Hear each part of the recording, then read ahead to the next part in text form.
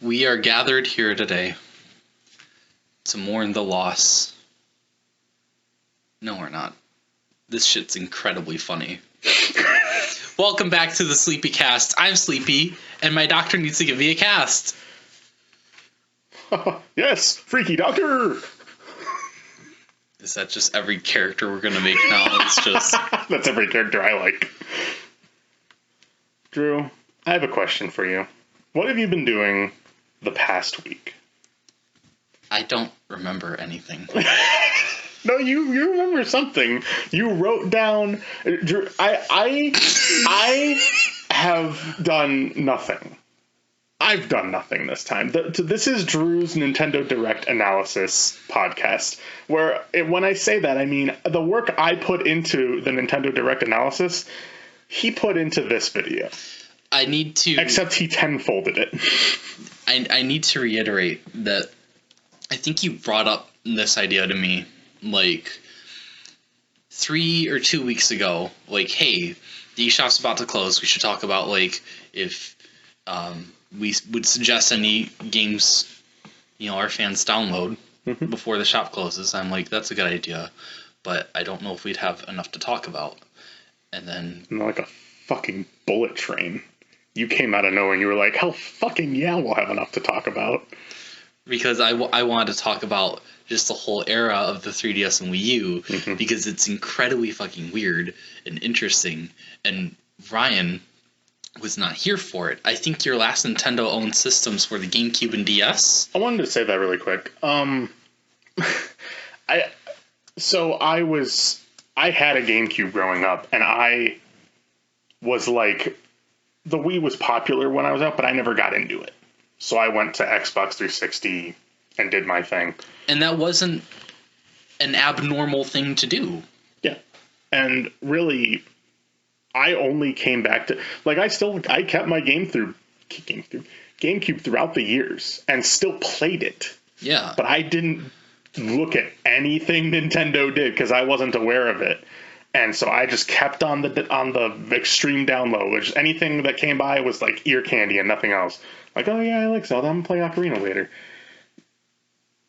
It wasn't until I unironically met Drew that I got back into Nintendo with Smash Ultimate and the announcements and everything. And even with the announcement of the Switch, I still wasn't pulled in. I heard about it, I looked at it, I was like, whatever.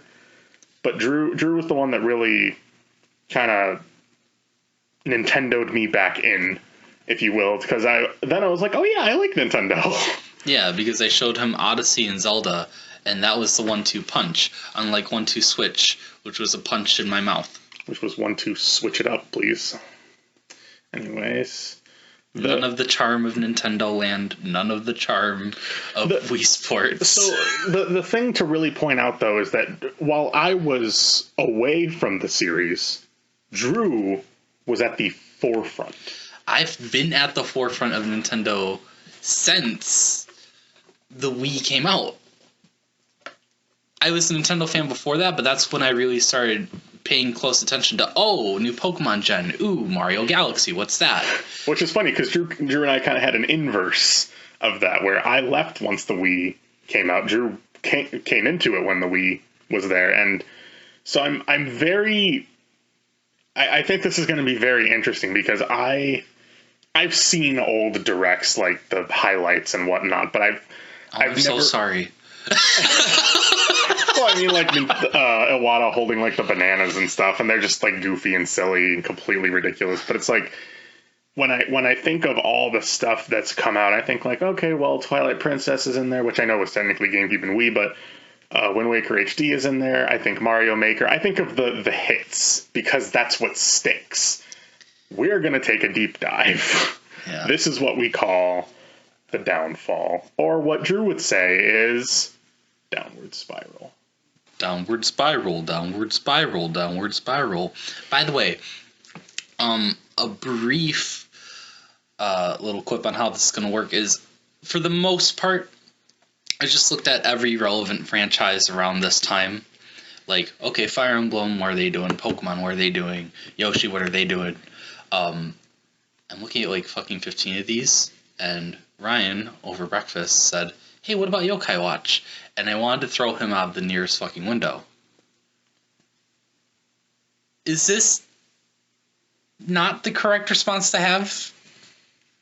I mean, it is. I wasn't saying, what about Yokai Watch as like a... I was more or less saying it like, what about that as like a talking point? Because I don't, again, I know nothing. Yokai Watch was... a nothing thing, I guess. It did really well in Japan for a time, such that, at least for a couple years, it was thought that in the long run it could really compete with Pokemon, which is huge. It didn't turn out that way. Yeah.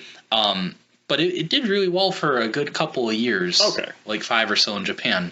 And while the first game localized over here I think did pretty well, the other 5 titles came out and they just didn't sell well because of course not. They were fine games, but other than that, I have nothing to say because unlike every other thing where I had to research what did we all think of New Super Mario Brothers 2 again? What did we all think of Yoshi's New Island? I had to remind myself of that and what other people thought as well. Nobody ever talked about Yokai Watch. At least not anyone that I'm aware of.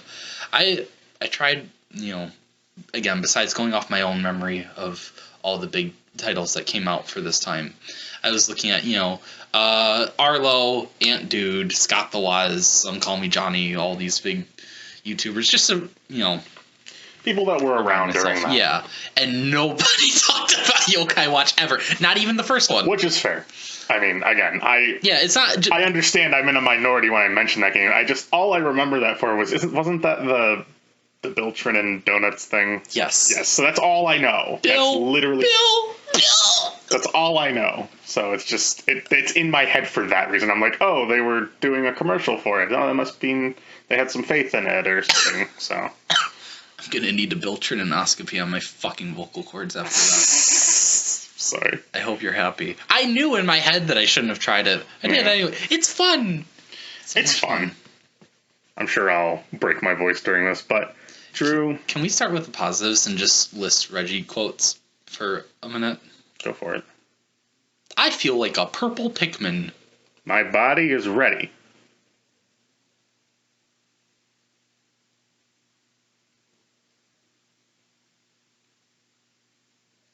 I'm going to be able to come back up here and kick your ass. Mario Tennis Ultra Smash. And there it is. Animal Crossing Amiibo Festival. I feel like I should have a bell toll after each one of Pikmin.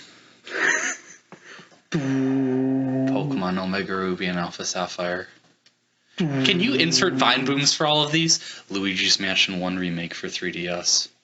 Pokemon Ultra Sun and Ultra Moon. Code name Steam! Live on stream! Bars? No. Like the Undertaker bell tone of doom. Undertake my pussy. That's what Nintendo I'm sorry, I didn't mean to make you choke. No, I didn't choke. I did on Chibi Row with Ziplash. Ziplash? He ziplashed my fucking throat into submission. True. And he still lost! How about we... That little bitch. Oh my god. He's like 2 inches tall. What do you think he's gonna do? I mean, yeah, but give him a chance. I feel like we should start with... Should we start from the beginning or go backwards? We should start with... I don't want to necessarily start with the 3DS because there's not a lot to say. The 3DS is a good system. Well... If we're talking about the hardware, it's a better DS. It didn't sell as well as the DS, but it still sold really, really, really, really well. In terms of the hardware, that's really all there is to say. Don't like the 3D, turn it off. Yeah. Are you still pissed off about it? Here's models where there's not even a 3D switch because you complain too much. Yep. 2DS. There we go. I think my biggest gripe about the 3DS. It's just the screen size, but that's fine. It improved over time with the XL models. Exactly. Like the XL models are fine. You do know about the OG 2DS though, right? Yes. Where it was shaped like a fucking Like a long rectangle. that was fatter at the top end, and it didn't fold, so it didn't fit into pockets. Mm-hmm. A Nintendo handheld that can't fit into a pocket. What were they? This whole yeah. That was just that's so weird. What we're about to talk about is just 7 years of a fucking nightmare. This is you know what? I want you to go chronological because we need to create this as a story plot where this happens because this happens or this happened because this had to happen or because then this came out because then this came out. So I was contemplating either doing that or going franchise by franchise in order of when a game first got a release for one of these two consoles. If we do it the first way, there's going to be a lot of back and forth. But I wonder if that will make it more interesting and maybe more comprehensive, or less comprehensive. I don't know. But I think we should go timeline wise. I do like the idea of it. Let's just see how it goes. Whatever. Yeah, timeline wise, because I think sticking on one subject for too long is going to wear us out. Yeah. This hardens my nipples a bit. The ball is in your court here. You have all the information in front of you. You have everything available to you. So you are the one presenting this story. Read me a bedtime lullaby, Drew. The ball? Yeah. What about the ball, Drew? Drew, okay. Blast ball. Blast ball? Blast ball what, Drew? Metroid Prime Blast Ball. What's that? E3 2015. Oh no. Drew, are you okay? Coney 2015. Coney 2015. Coney 2015. 2011.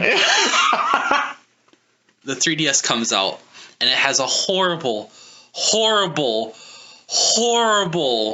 series of launch titles.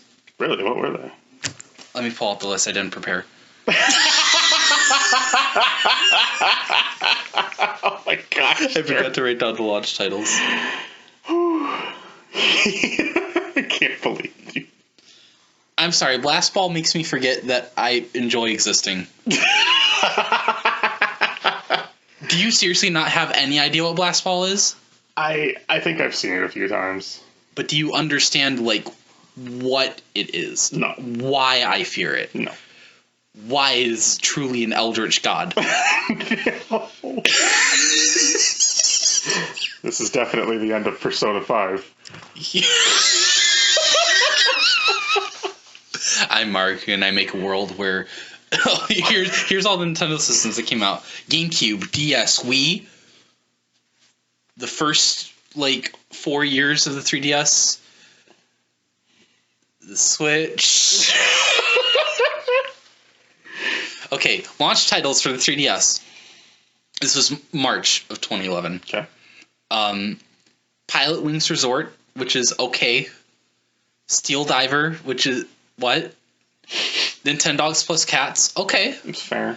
Street Fighter 4 3D. Why are you playing Street Fighter 4 on a handheld? Yeah, why? The Sims 3. Why are you playing The Sims 3 on a handheld? What? Madden NFL Football. Why are you playing NFL on a handheld?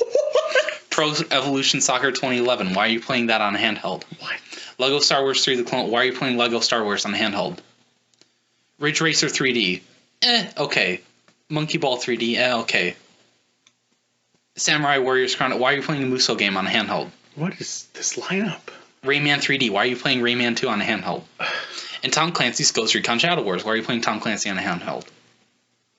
What the hell is that lineup? That is the worst lineup for Nintendo games I've ever seen. It's usually like, here's a Mario game, here's a Zelda game, we'll release other games. When you think about how Breath of the Wild came out as the first title on Switch. And then 3 months later, you got Splatoon 2. And then that fall, you got Mario Odyssey. And then that winter, you got Xenoblade 2. You better be fucking thankful. Yeah, I guess. Man, I never thought about it. Wow. That's incredible to me. Like, whoa. And by the way, this is not the worst Nintendo launch you've ever heard of, because we haven't talked about the Wii U yet. That's next year. Oh my gosh. Holy shit. But at least this was good hardware. Yeah, I guess. So the first game that you could play without wanting to jump off a cliff came that November. You went 8 months without anything to play until November, when we got Super Mario 3D Land, which is the Mario of all time. So wait, did that release in conjunction with 3D World, or was it a separate game? Nope, that's later on. Really? I thought they were released around the same time. 3D World is not like a remaster of 3D Land. 3D Land is, it's a fun game, but it really is New Soup 3D. That's the best way I can put it. It's New Soup 3D. It's, look, Mario has the Tanuki. Hey, do you remember Boom Boom? Yeah. You jump on blocks. Huh. It's fun, but it's the most basic 3D Mario game ever. That's why you don't hear anyone talk about it. It is not 3D World. 3D World has interesting level design, 4 playable characters, online functionality, extremely good music. 3D Land is New Soup 3D. Literally. And this is already when, as a little backstory for Mario, New Super Mario Bros. Wii came out, and it's like, yeah, okay, this is New Super Mario Brothers. What I played on DS 2. on Wii. Yep. None of us were ready for fall of 2012. None of us were ready. Oh no. But a month after 3D Land, we got Mario Kart 7, which is the Mario Kart of all time. Okay. It's good. It's alright. It is. It introduced gliding and underwater driving and customizable vehicles. Okay. It also introduced the worst fucking Mario Kart character roster of all time. What? Oh my gosh. Do you know of this? No. Oh, golly gee willikers. We're getting into it. We're getting into it. So here's a list of all the characters. Mario, Luigi, Peach, Yoshi, Bowser, Donkey Kong, Toad, Koopa. Okay. We're good. Yep. We're good. Daisy, Wario. We're good. Rosalina. We're good. Mm-hmm. There's 5 left, and I want you to guess, if you were a normal person, who those 5 characters would be. Did you already say Donkey Kong? Yes. Diddy Kong. Okay. Did you ever see Bowser Jr.? Nope. Bowser Jr. Okay. He's not ready for the punchline. Continue. In like 3 minutes, the camera crew's gonna bust the door open. Hey guys, you're watching Pranked. Birdo. Okay. Excellent choice. I love Birdo. I'm trying to think of other Mario characters. I'm assuming there's a crossover one in there. Such as? I'm gonna say Villager. Okay. Especially for 3D. Good. City Folk came out on Wii a few years ago. Animal Crossing's hype. Okay. Okay, and I'm trying to think of any other. Number 5. Was Splatoon out by this time? No. Okay, so no Splatoon. You got this. Gosh, I'm trying to think. You've got 4 right so far. I believe in you. Link, I don't know. I'm running out of ideas. All excellent choices. Metal Mario, Shy Guy, the Queen Bee from Galaxy, Lakitu, and Wiggler.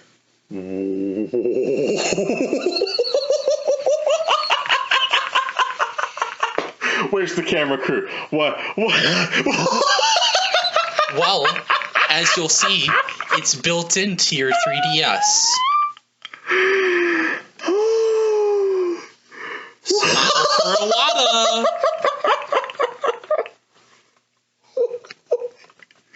can't be fucking serious. Now smile, show your pearlers, and say, I've been blue shelled. What the fuck? Who's Waluigi? Who's Toadette? Who's Bowser Wait, Jr.? say that again. You said the Wiggler, Queen Bee. A Wiggler. Yeah. A Shy Guy and a Lakitu. Those two are okay. Metal Mario. And no. Queen Bee from Mario Galaxy. The fuck? Don't ever tell me Ridley can't be in Smash. You have a Wiggler in fucking...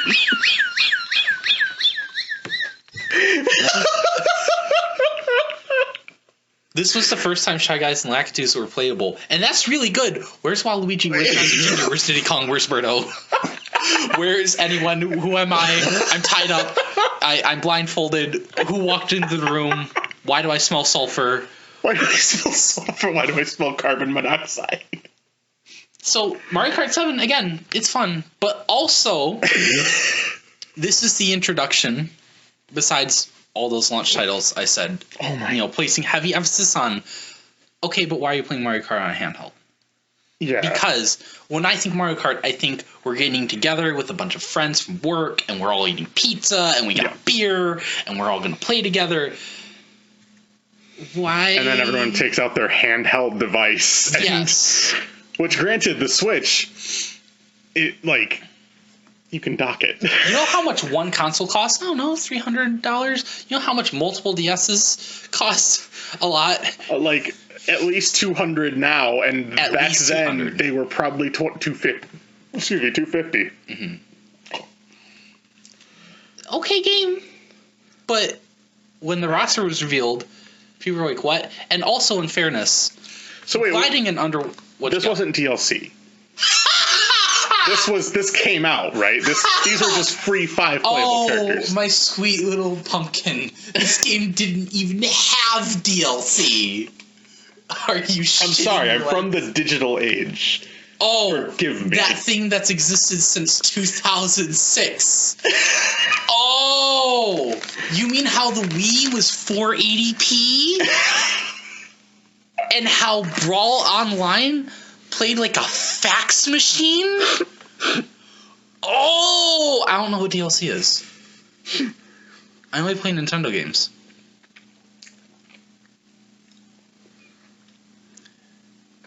If all this wasn't enough, from an advertising perspective, it's okay, gliding, who cares? Okay, underwater driving, who cares? Custom vehicles, okay. Coins are back, why? Now, I think, coins kind of help balance the game by having an item that you can't just use to win, even in a high place. I think it actually does help balance the game. But it's not exciting at all. No. And gliding and underwater driving, I do like... especially gliding. But they're not selling points for a racing game. It's not exciting at all. I've always wondered how you would advertise a racing game. You race! Especially, you consider Sonic and Sega All-Stars Racing Transformed. I know it's a terrible title. Hold on, don't leave. Wait. In that game, it's a very similar sounding gimmick, but you actually drive on water, and you drive through the sky, and your car turns into a boat and a plane. Yeah, it doesn't just have and every character's a different design. Yeah, it's not a parachute and a little Twinkie propeller you find in the back of a 1960s children's toy. Gosh, it's fucking... Nintendo is the McDonald's of fucking transformation and everything. That's a really scary sentence. Is it back though? I don't know what that means. Like every time something goofy happens in their series, it's always like, oh, it's a little propeller there. That's how it goes, huh? By the way, we are on the second game on this list. Get ready for it. We have not even made it to New Year's 2012.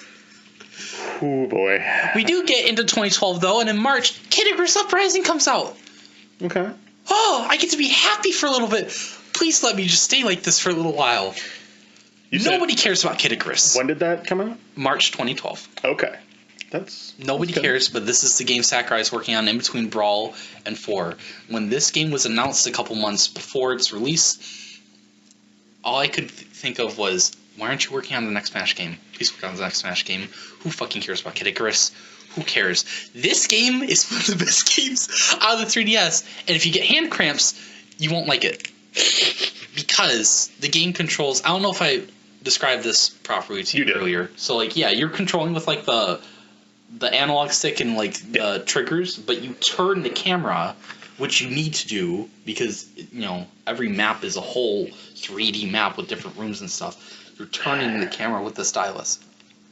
And it's very understandable that people wouldn't jive with this. This is the game that helped necessitate the Circle Pad Pro, which was an analog stick you could put on the right side for left-handed people. Okay. Because, you know, using the stylus with your left hand instead of your right. But why not just create 2 joysticks? That just wasn't on the... Well, that's what that is. Oh, so it just can be used as another joystick. It was a little, like, rectangular attachment pad with a circle stick on it, and you just stuck it on the right side of your 3DS. But I'm saying, could you use that like an analog stick? Yes, that's exactly what it was for. Good. So you could use that with your right hand. If you were left-handed, you'd be using the stylus.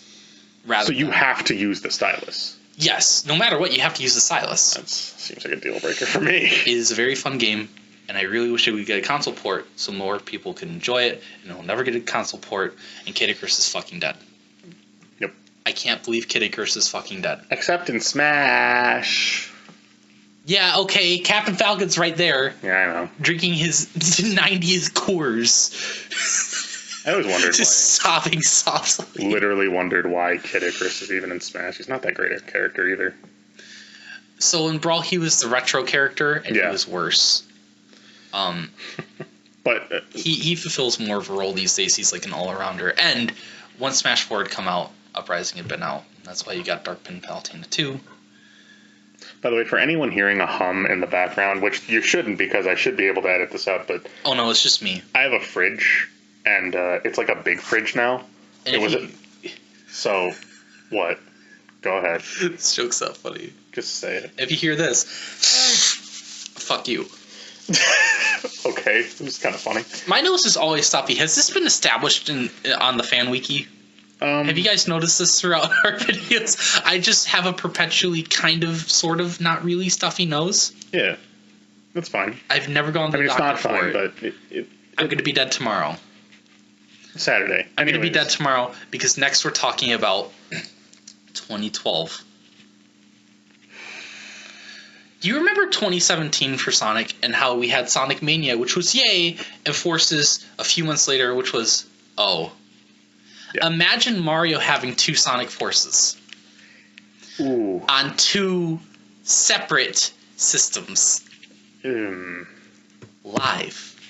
On stream. What games were they? New Super Mario Bros. 2, which is the 3rd New Super Mario Bros. Game, and New Super Mario Bros. U. What? Why did they release 2? No, wait. Here's what makes New Super Mario Bros. 2, the 3rd New Super Mario Bros. Game, different. You collect coins. And? There's a gold fireball, so you can turn things into coins. How often do you get it? The game. Okay. Well, does it do anything? Like, when you get 100 coins, do you do anything special? You decide to go get more. Oh. Now, it really does sound like my stilted delivery is a bit, and it's not. I'm legitimately trying to think of how to describe the game and not be put in a straitjacket. It was the same game, but different. And right? not that it matters at all, but I'd like to point out that Wario does not make a single there's not even like a picture of his face in this entire game. And that's entirely what the Wario Land series is. This is his character is. It's money. No Wario. That's what Wario was doing. He was stealing all the pictures of himself from the Mushroom Kingdom. Wait, hold on. I got a really good idea. Guys, so you know how Mario 3D Land had the really original idea of let's literally take these things from Super Mario Bros. 3, Boom Boom, and Raccoon? Mm-hmm. Okay, so what if in New Super Mario Bros. 2, Boom Boom and Raccoon. Yes. Wait, but World 2? Because Res Nor. Print it, ship it, fill it. Do you remember the little dino lads that breathe fire on the Dodongos? What are you talking about? And the those are Dodongos. $40 Okay. this August. Followed by the launch of the Wii. Wait, hold on. I want to be in a good mood for a little bit. Animal Crossing New Leaf. Yeah. New Leaf. Backstory for Animal Crossing. N64 and GameCube. Great. DS, great. Wii, good. But at this point, it felt like the series was stagnating. New Leaf introduced a lot of little things that built up to really make the game focus on player customization. It felt less like, oh, this game is about neighbors and you. It's about you and the neighbors. Okay. You could choose where your house was built. You couldn't do that before. Oh. Okay. Yeah, I know. Weird, right? This is a kind of smaller thing, but in a game where you're talking to villagers all the time, it matters. There used to be 6 personality types. Now there are 8. Okay. Back to player customization. You can build things outside. You couldn't do that before. Now you can build a bench and a fountain and a clock. Oh. Yep. Cool. Little personalized islands. You could areas. create custom designs for clothes and furniture and upload them online and download them with QR codes. I think I remember that. That was crazy. Yeah. That was fucking crazy. And that feature is given to you by the Able sisters, who are the best characters in the game. Don't at me.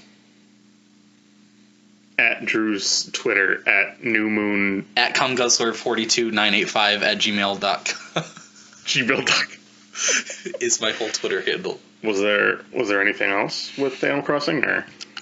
Yes. You may have heard of her. She's very popular in hundreds of thousands of dojins. It's called Isabel.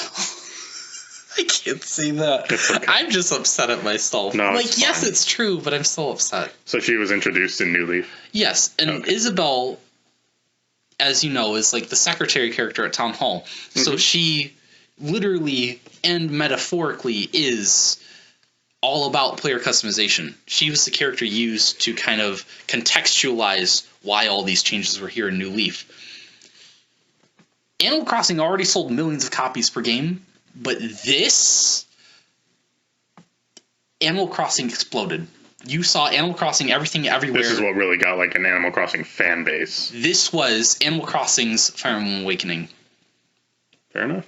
I'm not going to be talking about Fire Emblem a lot because Don't bother. it was. Please don't bother. I don't care. I can do a TLDR, but we'll get to that later. You know what? on. If I ever play a Fire Emblem game, shoot me. Okay, calm down. It's not that bad. No, it's not. But I just don't care. Man, I sure hope a really good Animal Crossing 5 comes out on Wii U that follows up on New Leaf. That'll happen. It will. I believe it, Drew. And I think maybe it'll happen around 2015. But hold on, I don't want to fucking kill myself yet. So now we're going to talk about the launch of the Wii U. You! Did I do it? Me? No, you were saying Wii, and then you stopped. No, you can make music on the Wii U. No. I was saying that like you No, you were saying Wii U. Yeah. And I finished it with the Wii. U. Yes, the Wii was a very successful console released by Nintendo. It came out in 2006. But I was talking about like the Wii U. The Wii U. That was the system that came out in 2012, right? I don't like that Red Letter Media-ing is simultaneously really unfunny and really fun to do. Except the fact that this is actually kind of funny, and I find ironicness in it. It is kind of too. I love you, baby. What are you? Our mama bird? Yeah. Anyways. Speaking of regurgitation, Go on. Ryan, let me ask you personally. Go for it. You weren't interested in the Wii. What do you think it lacked in comparison to the Xbox 360 and PlayStation 3? Maybe actually being HD, actually looking like a video game system and not an awkward piece of furniture from the 1940s art movement. You know what I will say? But this is obviously from my kid perspective. I'd be like, oh, it doesn't have what I like in it. But honestly, what I felt lacked from the Wii as a kid was like everything seemed like the colors were always muted. Yep, everything was white and gray. That was the aesthetic. And it was so weird to me. And it was like, okay, I get it. But, you know, black is kind of like the chic, well, not chic, but like the clean look. Yeah. Where you're always like, I know white is also there, but like when I look at the gameplay footage, like when I saw Brawl for the first time, I thought this game looks kind of ugly. And when I saw Galaxy for the first time, I was like, this game looks a bit weird. Like something in my brain said these don't look visually appealing. And when I sit down to play a game, I wanted something that caught my eye. Hence why I went over to Xbox, because they had a lot of colorful titles ranging from there. But when what I'm thinking of for Wii U is, oh, they're gonna, if I were around for the Wii U, I would think, oh, they're gonna fix the colors. They're gonna fix maybe my problem. They're gonna fix my problem with what I felt was a bit of a lack of creativity in some aspects or whatnot. Oh, they got creative. So, what did they unleash upon the world, Drew? I'm dying to know. Well, I'd also like to reiterate that I think something that turned people off the Wii. I waited a couple years to get a Wii as a kid because the controllers put me off too. Motion control was not necessary for every developer to put in their game. Yes, they usually did anyway. Because that's another thing, by the way. I did not like the Wii's motion controls. Even if that wasn't necessary, the first remotes that were ever shown were the Wiimote by itself and the Wiimote nunchuck attachment connected.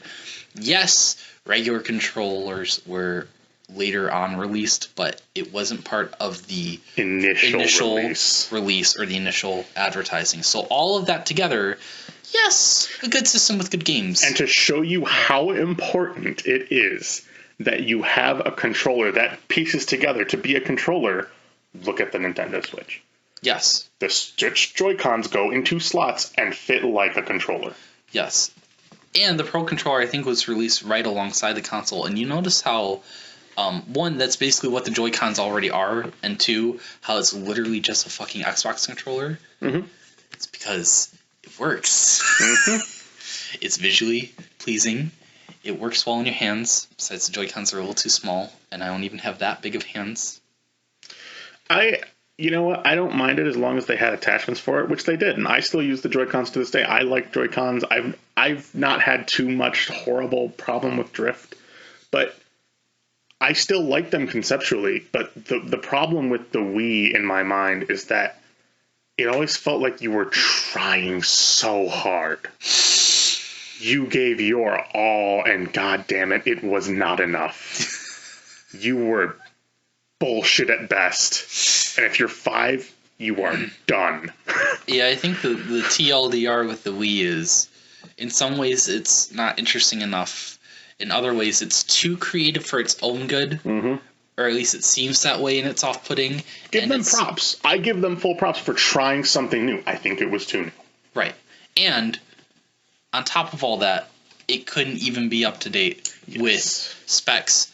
And I don't necessarily mean, why isn't it exactly the same as the 360 and PS3, but they were specs that developers didn't want to work with. Developers wanted to make HD games on engines that could not run on the Wii, mm-hmm. at resolutions that could not run on the Wii. We're not asking for fucking, Gears of War.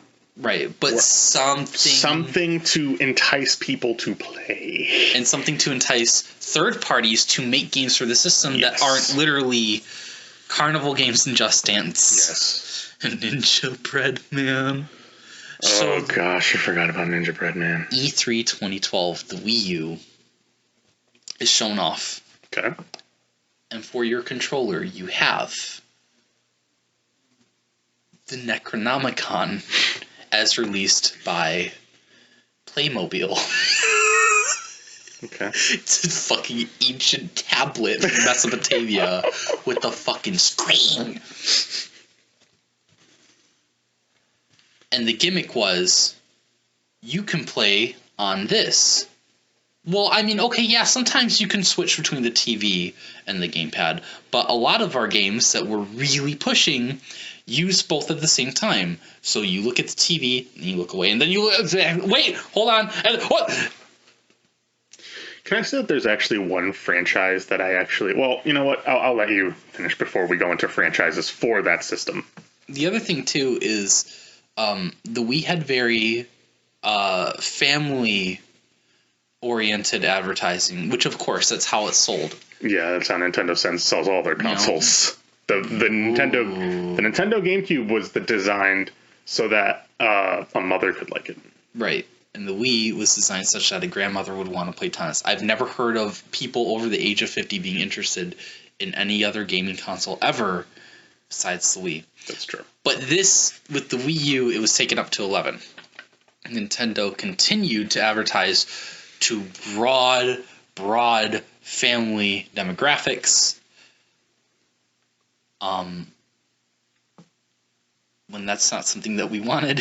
We want to just make it a system and people will like it. Yes. But no, this is for the family. If your dad wants to watch baseball, you can change the fucking channel on the TV and continue playing on your gamepad. But for some games, if you needed that screen too, then you can't play. It didn't feel... The way you're describing it to me right now, if I were to watch this and see a commercial, like, I'm imagining a Nintendo-style commercial where kid's playing his game on the TV, and he's, like, playing it on the gamepad, and then he's looking at the TV, but then the dad comes in and he says, hey, I want to watch the game. And then he says, oh, don't worry, just a sec, Dad. And they're trying to present it as a cool item where he switches it to the TV. He's like, there you go, you can do that. And that drives the family point home, doesn't drive the gaming home. By the way, you literally described exactly how that scene goes in the advertisement. I had a feeling. I've never seen a commercial. That's exactly how it goes. And the kid looks smug and oh my fucking god. I can't believe well, you know what? I can believe I called that. It's Nintendo. They don't do much with their advertising. First time around, at least. By the way, what if you want to go in another room and play? Yeah, you can. Up to like 15, 20 feet away from the console, which is in the living room, and you want to go play in your room, and you can't.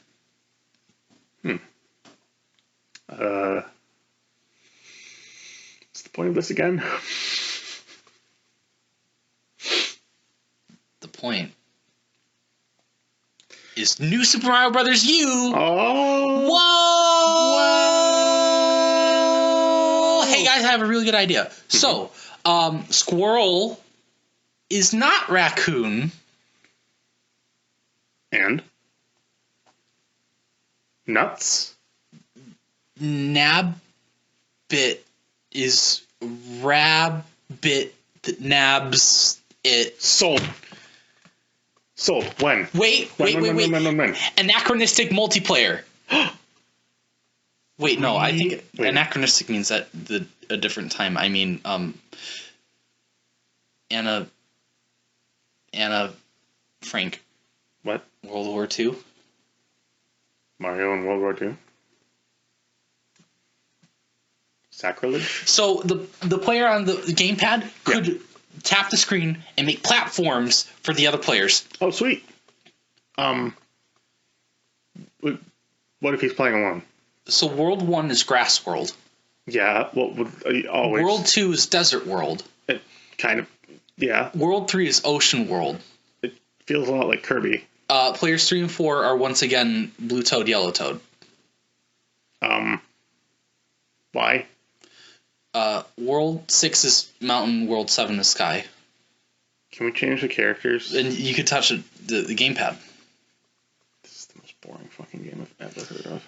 Now, December 8th. Go on. New Soup. That's exactly what that is. Yeah. And remember, we're building up stories for each franchise. If you keep track of Mario, 3D Land came out last year. Mm-hmm. Now we have New Super Mario Bros. 2, the third New Super Mario Bros. Game. I'm not going to stop saying that. It's funny as fuck. Yeah. And New Mario U. Okay. The generification of the Mario franchise. Hey, do you remember Desert World, Ice World? Hey, do you remember Mario 3? Do you remember the Koopalings? Do you remember Boom Boom? Do you remember Tanuki? And... yeah.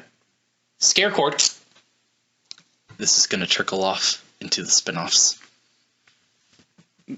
This isn't a spinoff? Including a spin-off series that is dedicated, or was, once upon a fucking time, to being as creatively Mario as possible. And that is? We'll get to there, because on the same day as Mario U, we got Nintendo Land, which is good. Bunch of mini games to showcase the gamepad's different uses.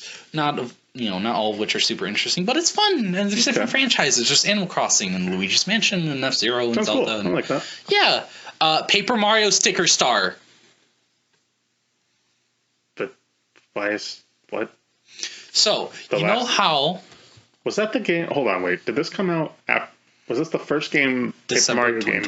Was this the first game to come out after Thousand Year Door? Super Paper Mario was in between. Okay. And as a little refresher, Paper Mario 1 and 2 are some of the most jerked off RPGs of all time. Yes. Not for Nintendo, for all time. Yeah. And they're known for, again, using the Mario world really creatively, having a lot of fun stories, a lot of good humor, a lot of cool partner characters. Bug Fables, come on. Well, yeah. Bug Fables utilizes all that. Now, Super Paper Mario on the Wii had a really interesting story and stuff, but it was a little too different from the other games. Lack of interesting battle partners, not even turn-based combat. It was an action platformer. Oh. Where you switch between 2D and 3D. It had the charm of Paper Mario in some ways, but for a lot of people it was way too different, even if it was still kind of fun. So keep in mind that game is not necessarily bad, but very contentious among the fan base. Mm-hmm. Sticker Star, we see screenshots, and while there's a heavier focus on the storybook and paper aesthetic, turn-based combat. Oh man, and there's a bomb behind Mario in this. Battle partners are back, right? Mm-hmm. Oh man, it's a return to the series' former glory. So here's the story. Paper Mario games have the most interesting stories in the entire fucking franchise, because of course, what else do they have to compare it to? Here's the story of Sticker Star.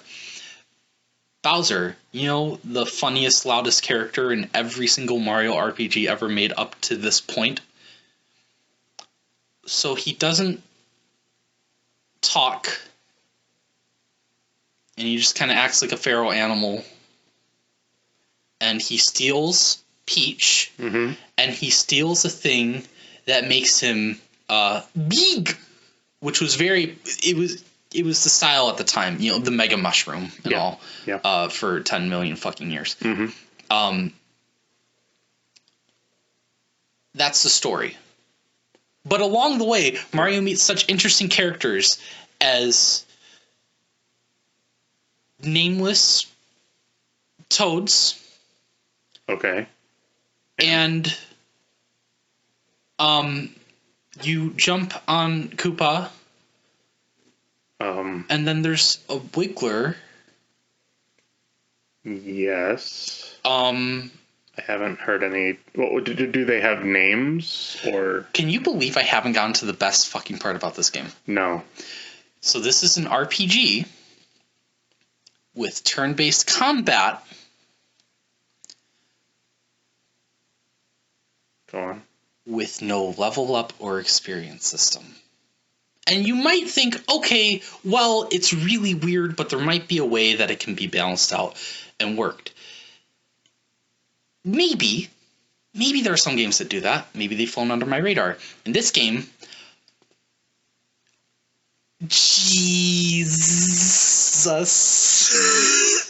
So, stickers are like the gimmick of this game. Stickers are items you use in battle. Yes. You battle to collect stickers and get coins to buy more stickers. And in the overworld, you can also find coins and stickers. And the only real thing you use stickers for is more fights. And you can get coins in the overworld anyway. And sometimes even running from battle, you can get a handful of coins. But you never, ever get any other reward for battling. You don't get health power-ups. You don't get higher attack or defense or speed. You don't get party members. You don't get anything that you can't find anywhere else. Except maybe you think they're kind of fun and they're very okay but bland. So this is an RPG where you avoid every enemy possible because it's more fun. And you don't lose on anything, Ryan. What the fuck?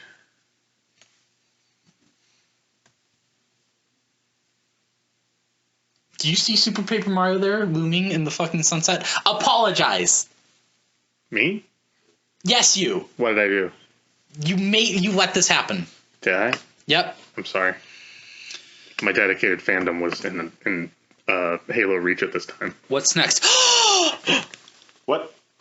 Let's talk about Fire Emblem for 30 seconds. Go. Okay, so Fire Emblem was about to die because it kept selling so poorly in the West. And Awakening for the 3DS was going to be the last game ever released in the West if it didn't sell well. It sold like hotcakes, and I don't really know why. Maybe it's because the girls were a little hotter than usual, I guess. The Fire Emblem series boomed like Animal Crossing did with New Leaf, but the games kept getting hornier. The games kept getting hornier and stupid, and the stories were really bad. So Fates came out later, and it was bad, and then a remake of like the second game came out. And it was okay. That's everything. Okay, good. That's exactly Moving everything. on. All right. Fire Emblem came out February 2013. 2013 was the year of Luigi. Wow! We have Luigi's Mansion 2, which is fine. But it's the year of Luigi. Is there going to be more? Wait, but we get Mario and Luigi Dream Team, which focuses on Luigi, and it's pretty good. Wait, but then we get DLC? DLC? What? Nintendo is making DLC. I've never heard of this. Have you? I think Thomas Edison did it in like World War One. So new Super Luigi U. Whoa. In a game where you could already play as Luigi. On a serious note, Luigi got his like slippery running physics and higher jump, and every level was really, really hard and only 100 seconds, so they're kind of like super difficult time attacks too. Okay. It's kind of neat. How much? $30. Okay, not terrible, but pretty bad. But not exciting at all. Yeah, not exciting at all. But it's still the year of Luigi. We got 3 really good titles right now. Are we like how far in the year are we?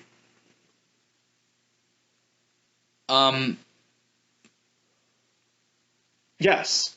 What's next? Game & Wario. Oh. WarioWare is a game where you play micro games at lightning fast speed. Yes. And previous games used not just the buttons, but gyro, the stylus. Mm-hmm. And this game does not do anything. Do you remember Nintendo Land, which did completely different things for all 12 minigames? Yeah. What if we did literally that, but fucking worse? And in a franchise where that kind of thing doesn't belong. What? So Mona's minigame, right, is you take pictures of people in a skyscraper trying to, like, where's Waldo? Dribble and Spitz's game is you drive a taxi around, like, an overhead city, and... Well, Ashley's a popular character. What'd she do? She flew around on a broomstick in a 2D flying section, avoiding obstacles with the gyro. And then I almost feel like you're going to cry. Are you okay? So out of the 12 minigames... Did you get legitimately choked up there? I'm sorry. Out of the 12 minigames... It's okay, Drew. Out of the 12 like sets of games, only one is actually focused on micro games, and you may have heard of it. It's called Gamer. Yes. Where 9-Volt hides in his bed, and it's micro games, but you have to be aware of the surroundings and not die from an eldritch horror mom. Yes. And it's really fun. It's really, really fun. That's why it's come back for the next 2 WarioWare games, because it's WarioWare, but they put a fun spin on it. That thing that they were doing for millions of years until Nintendo Land, but not fun. Mm-hmm.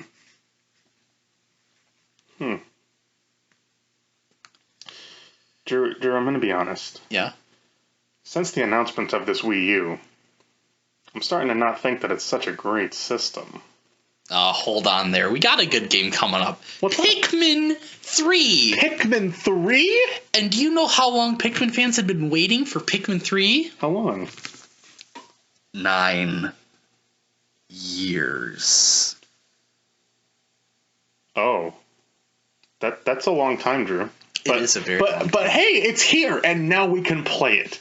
And maybe like a year later, Miyamoto talks about, oh yeah, we're making Pikmin 4. Great. When does that come out? Wait a minute. I think I saw a trailer for that the other... Oh. No, this isn't 2023, Ryan. This is 2013. But we'll get to that later. Yeah. It's going to be really fun and pain. Why? What's next? This is just Dad telling his child that he has to lower his expectations, and I'm ready for it. The fall blockbuster of the 3DS. Blockbuster? That sounds big. Pokemon had a rough transition into 3D. Starting with Pokemon Adventure on the Sega Dream... Pokemon X and Y on the Nintendo 3DS. Wow, that was a really good bit, actually. Not a horrible game, but underwhelming. I remember that was the one I heard the least about.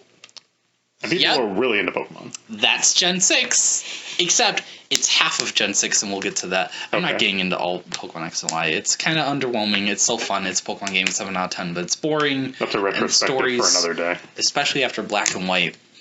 No, it's not. I'm not fucking talking about this again. Especially after Black and White, which put a lot of care into like story and character. X and Y felt kind of undercooked and unfinished. And we were really hoping that we would get a Pokemon Z, like Zygarde, right? Mm-hmm. To kind of tidy up the game story a bit, add some more content. Mm-hmm. We never got that. Oh. But we did get something that pisses me off even more. What? Because I am never safe. Especially not yet adult me. What? So earlier in 2013, Sega made a deal with Nintendo. Because, you know, when you make Sonic Generations, which is the first game that gets a, hey, wait, hold on, I don't actually have any caveats for this review out of 10 in a while... Mm-hmm. And it came out on PC and PS3 and 360. You go, let's flush everything down the toilet. So Sega decides, okay, the next 3 Sonic games, including spin-offs, don't worry, are going to be Nintendo exclusive. And they were. Oh. What were they? The first one, I don't remember when it came out because I didn't write it down because it's fine. It's like the third Mario and Sonic game. It's fine. Whatever. It's a kind of fun party game. The second game, which came out right after Pokemon X and Y, was Sonic Lost World. Mm. When Generations... Is that a Sonic game? I've never heard of that before. When Generations came out, the entire Sonic fanbase said, okay, yes, this game's fun, but if the game were a little longer, maybe didn't have classic Sonic and focused more on Sonic, maybe 1 or 2 more playable characters, original levels that weren't just Green Hill and Chemical Plant, if we could just have that, then, like, we'll be good. So, in this game, Sonic has a run button.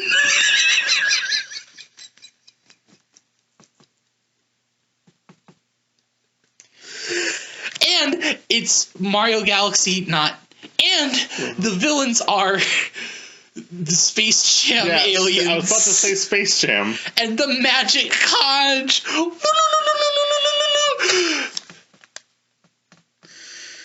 Oh.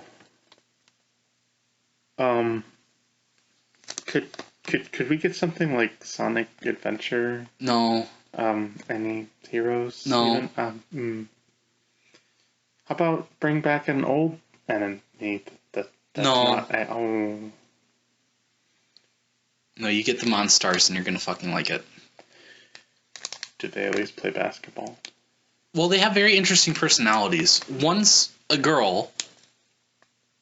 One's... Wait. And what's her personality? One's old. One's...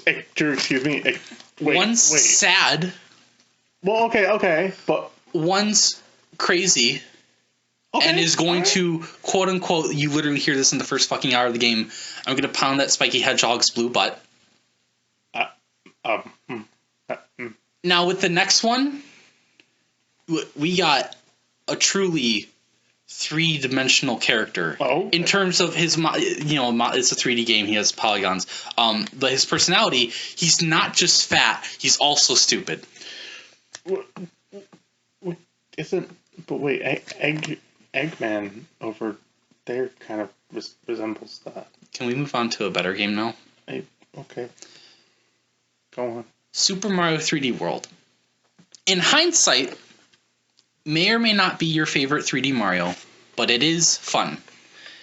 But looked through the contemporary lens of the Mario fanbase at the time, you can understand why people weren't excited for this. Now, it got good reviews and it sold well, but 3D World, even though it is a little more than this, Are really you telling me you like... didn't like New Soup 2-3, New Soup 3-3-2? Did you not like New Soup Mario U, New Soup Luigi U? Are you saying you didn't like 3D Land? Drew, after all the... Where am I?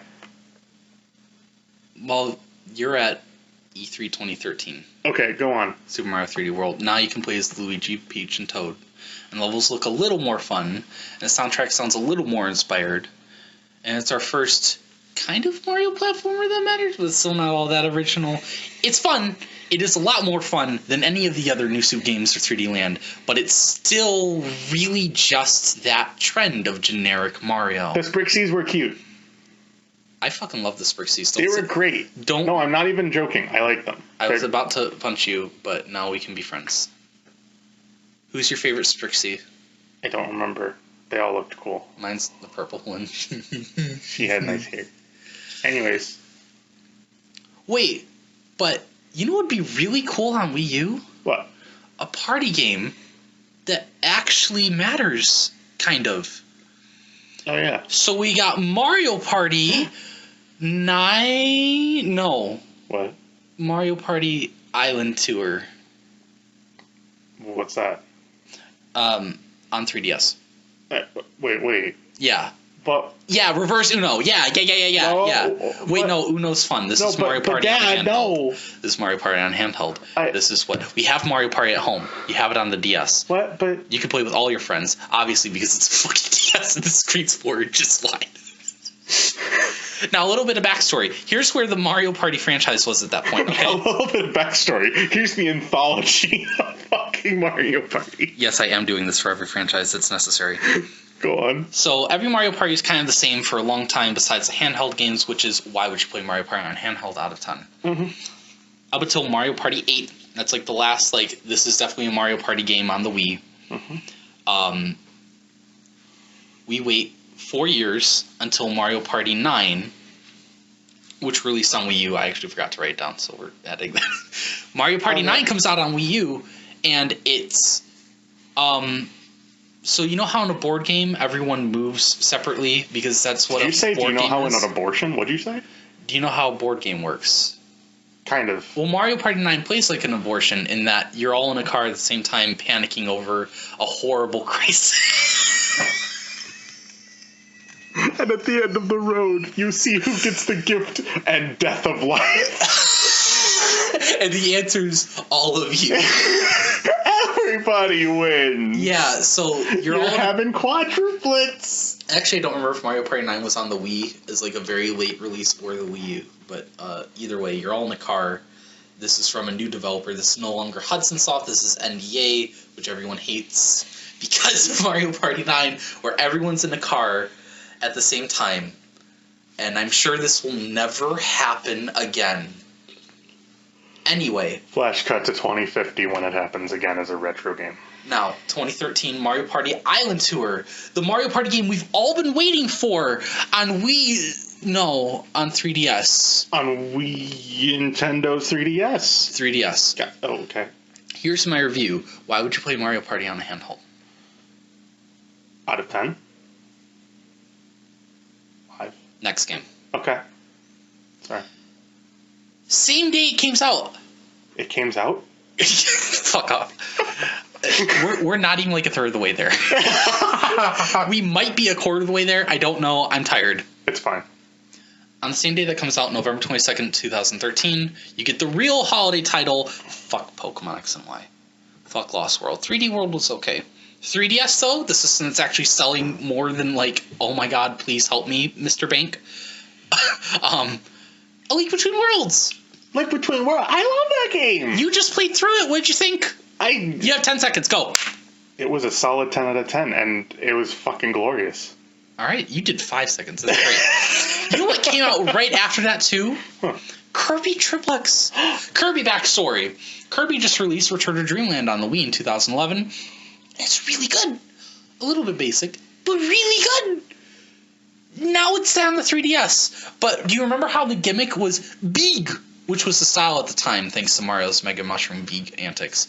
Well, in Return to Dreamland, Kirby's copy abilities got Beeg.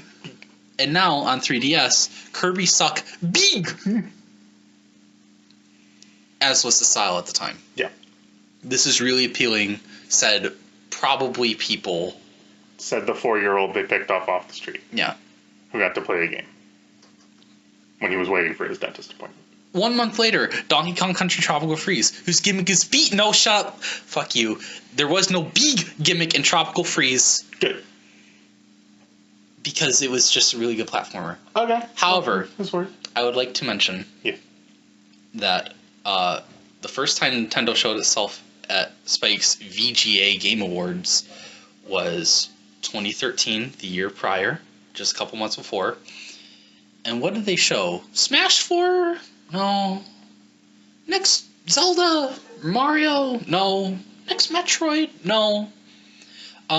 They showed off Tropical Freeze, which was already announced months ago, by the way. Oh. So they showed another trailer, except you can play as Cranky Kong. Yeah, you remember when Nintendo showed Sephiroth at the Game Awards? Yeah, that took a couple years. Yeah. Remember Sora from Disney's Kingdom Hearts? Man, I really wish we had a platformer adjacent to the Mario franchise where the gimmick was Beeg. I don't, but... Well, 1 month later, Yoshi's New Island for the 3DS.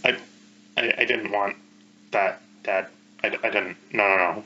Well, you throw Beeg egg from Beeg enemy, and then eat Beeg, and you get 3 1-ups, and then you finish the level. You just raise the polygon count, and you just throw thing, and it boom. And it. Let's go back to a fun game. Yeah.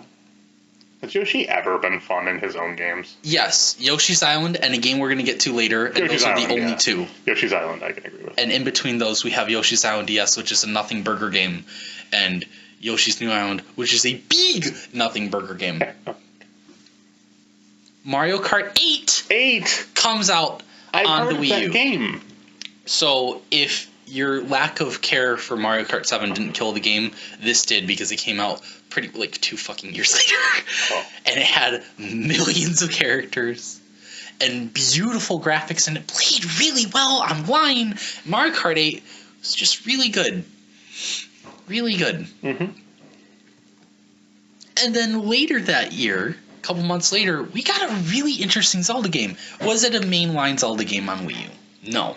But we got Hyrule Warriors, which was around the start of Nintendo really experimenting with crossing over with other franchises. It's an interesting concept. Yes. And you could play as Skull Kid and Zelda and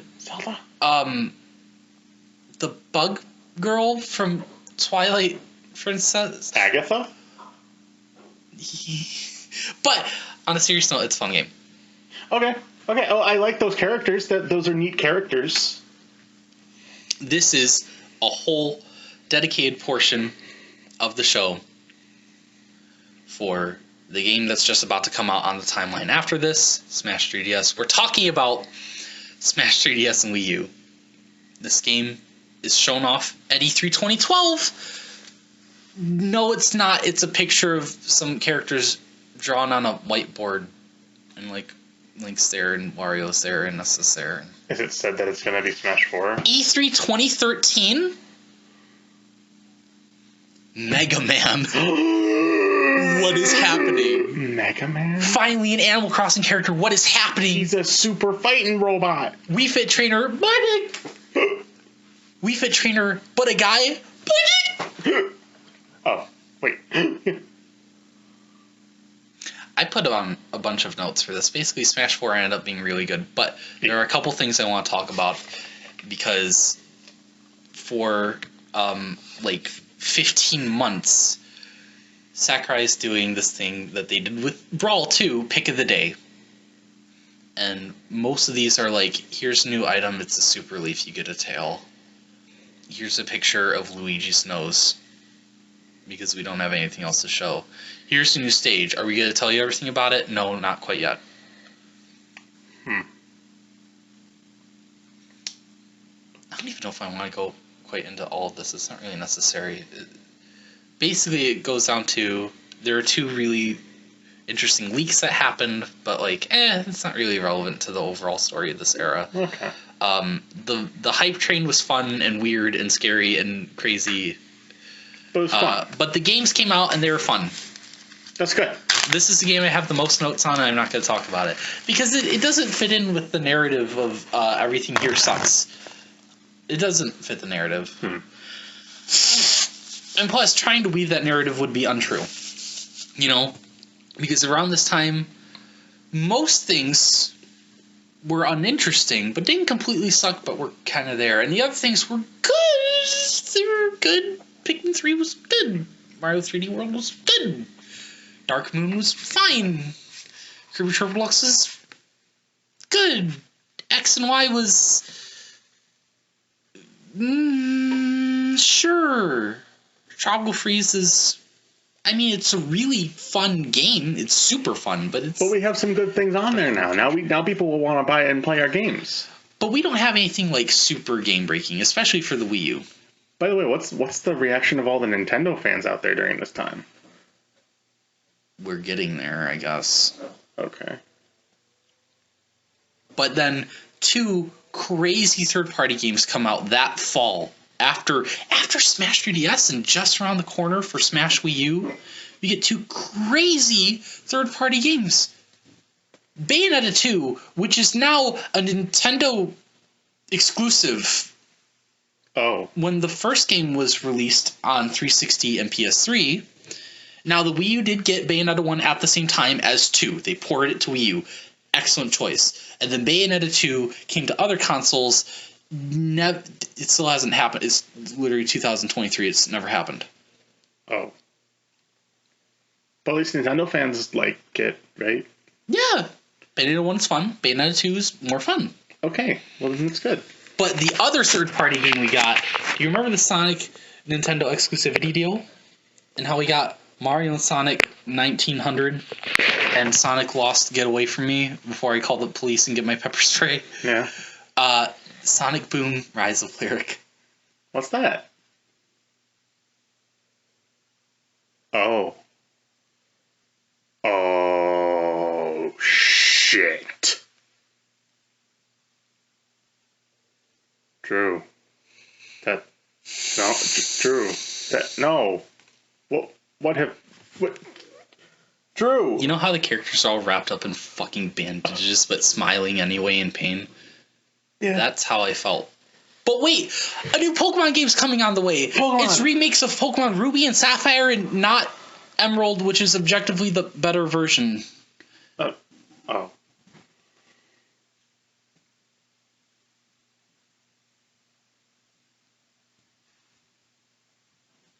It's not all doom and gloom. Smash 4 for Wii U comes out finally as its counterpart for the 3DS, and literally every single fucking person with a brain stops playing the 3DS version for the rest of the time. Oh my gosh.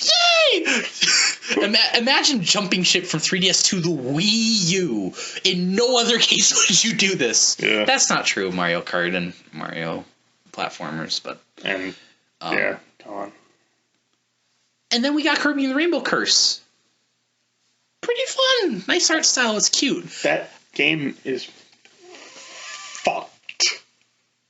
As someone who's been playing it, I've had a very difficult time.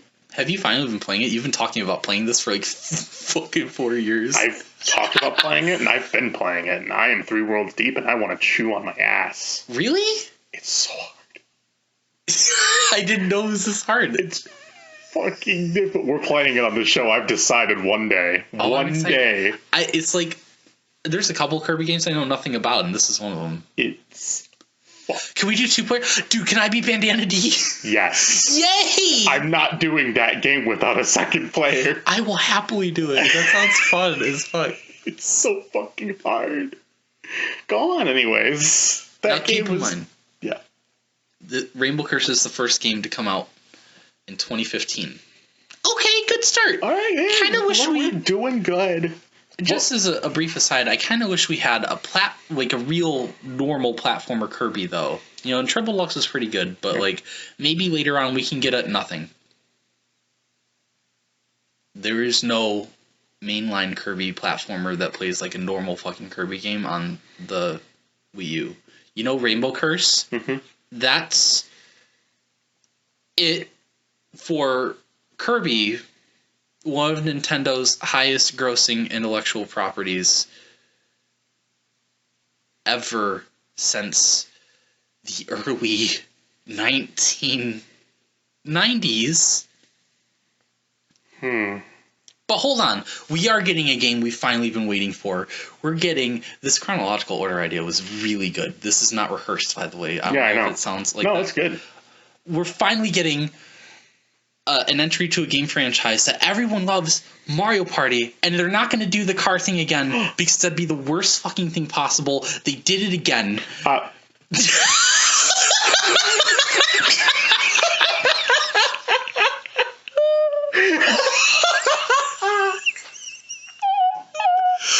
the person with the gamepad can be Bowser, and he can be not the other players. What? Wait, what?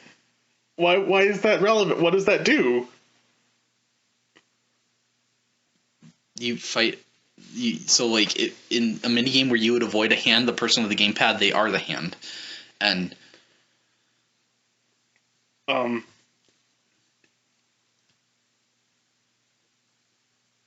I think he's mouthing something like move on. Oh, to the next board space. All 4 of us at the same time, which is how every board game ever works.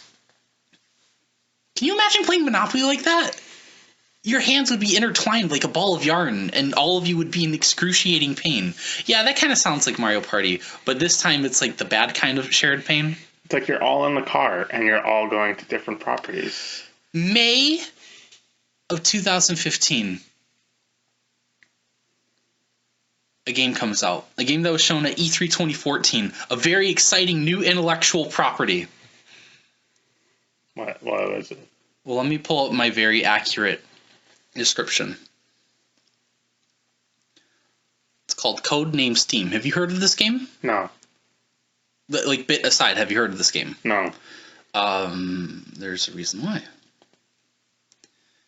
Hey guys, I have this really cool idea for a new IP where it's a world inside a comic book with the steampunk aesthetic where eldritch horror aliens take over steampunk London and characters from Western folklore and literature like the Wizard of Oz and Peter Pan and Zorro and Abraham Lincoln and robot Abraham Lincoln and it's an RTS and this game sold less than 20,000 copies. Keep in mind the standard for Nintendo is like 1 million or 2 or 3 or 10, less than, not 200,000. I can't stress this enough. Not 200,000, less than 20,000. This is not Japan's sales of the game. This is global, international sales. Looking back years after the game was released. Oh. And this was not third party. This was first party. This was developed by Intelligent Systems, the people behind Fire Emblem and Paper Mario, 2 of their largest series. And it flopped. Did you forget the part where I said Abraham Lincoln fights aliens with the Cowardly Lion and John Henry? Who? John Henry? Now, there's another new IP that comes out 2 exact weeks later on the Wii U. What's it called? Oh god, this is going to be bad. I'm just kidding. Actually, for some reason, Splatoon. What's that? Kid Squid? Imagine an actual shooter game by Nintendo, and it's like really fun and colorful, great music, great aesthetic, literally everything that Codename Steam isn't. No, but what if it were steampunk, but it had like the comic book dots and lines and everything, and robot Abraham Lincoln, and then a month later we got Fire Emblem Fates, which Awakening had kind of a problem where. Did you say Awakening? Probably. So Fire Emblem Awakening was really pretty good, but they started waifuing the characters a little bit too much, and it was kind of creepy. Fire Emblem Fates is a game where you can be seduced by your adoptive sister. Wait. Drew, can I confirm what Hold I on. just heard? I need one more Nintendo platformer where the gimmick is big. No, I said fuck you with this for Tropical Freeze. I'm doing it again with Woolly World. A Yoshi game, the 4th in the franchise. That's the first game that feels like Yoshi's Island sequel.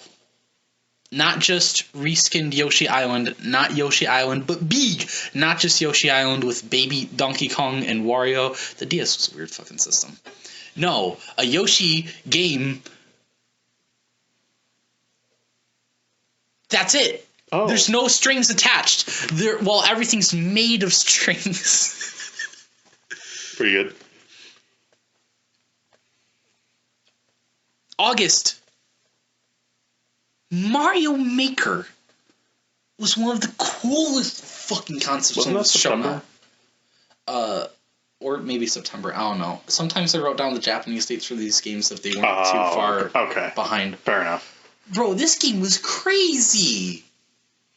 This game was crazy when it was shown off. When it was first shown off, it was just Mario 1 style and New Super Mario Brothers style. Mm-hmm. And even then it was crazy. And then they showed off Yoshi. And then they showed off 3 and World styles.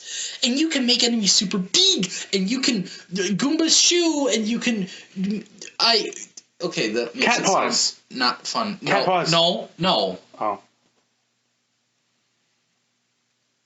Disco? No, you get... Disco? The acorn. And you fucking like it. I don't like acorns. I'm not a squirrel. Ryan, what do you think you do in a Chibi Robo game? Like, what genre do you think it is? I imagine it's like a pickup, cleanup type thing, or like a tiny adventure game where you just kind of hang around and just look for an objective and do it. I'm sorry, did you say 2D platformer with Beeg? No. That thing that you've never seen before on our systems for the last, let's say it's 2015. 4 years? Yeah, that's what you said Chibi Robo is, right? No. So you want to buy this game? No, I was talking also, about... literally, if you don't buy this game enough, we're ending the franchise forever. But I don't want to waste my money on the... But...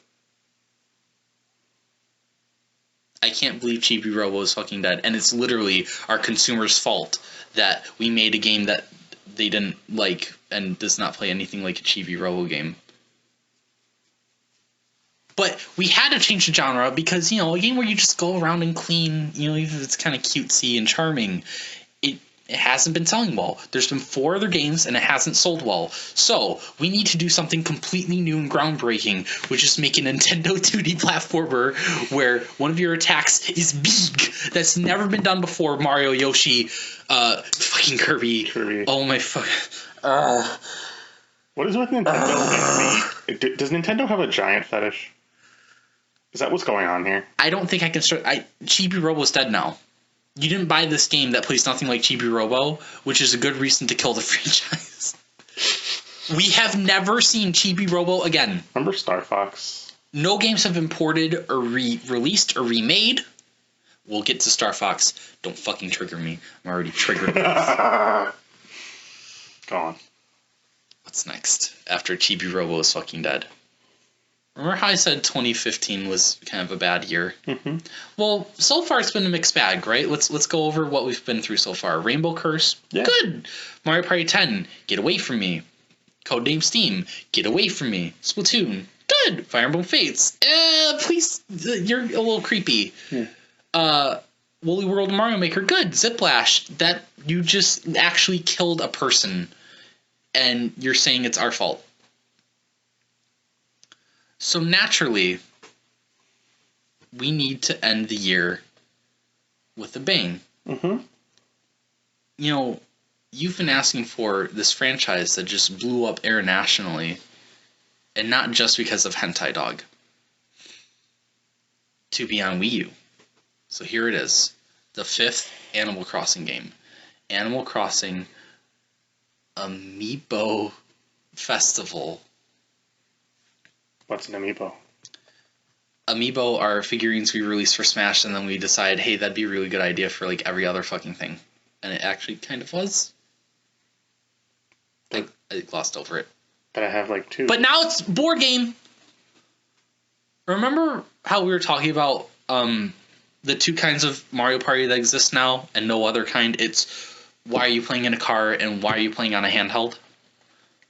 So you can sum up from that Nintendo needs to learn how to make an actual party game. Mm-hmm. So Amiibo Festival, so this is a board game where every character goes around separately, no car. Oh, thank God. And you see the mini games they don't exist. You don't play mini games on the board. You go around and collect bells, and every space on the board is you either gain bells or you lose bells. And you do that for anywhere between 30 minutes and 2 hours with no mini games.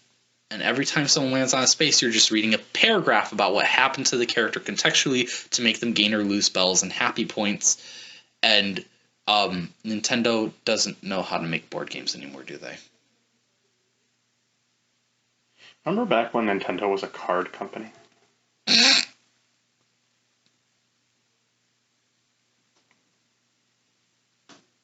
That was it. But wait, okay. Chibi Robo Ziplash, you literally fucking killed somebody. Animal Crossing Amiibo Festival. You literally fucking killed a board game. You know, we haven't had a Mario sports game on Wii U. So why don't we get the most boring sport possible, tennis? Mm-hmm. And it's got none of the charm of any other Mario tennis game that's ever existed. And there's only one court where the theme is tennis court. And the gimmick is Big? big. You get a Mega Mushroom and you go big. And what if we only took like 6 months to develop this game? There had to be some fucking Nintendo exec that just had the biggest hard-on for Giants. There had to be. There's no excuse. Glad he's gone now. It's really about time we clean up the Mario franchise. Yeah. You know, it's just getting too generic and boring. And we need to close out the year with getting Mario back to something more creative. 3D World was a step in the right direction. Mm-hmm. And literally every single other game on 3DS and Wii U was not. And, you know, the RPGs too. I mean, we're doing okay with RPGs, but we could be doing better. Especially with Mario and Luigi.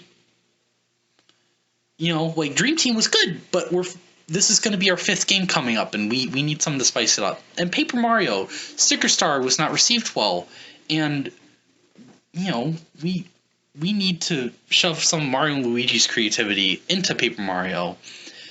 Mario and Luigi Paper Jam combines Mario and Luigi with Paper Mario, except Paper Mario infects the game, so it's super bland too, and the story is Bowser kidnaps Peach, and you get big sometimes. Yeah, I'm sorry. Big? Why? I didn't mean to scare. Well, because it's fun and you want it, and $40. I don't. Nintendo, I don't want it anymore. Big is scary. Well, that's too bad.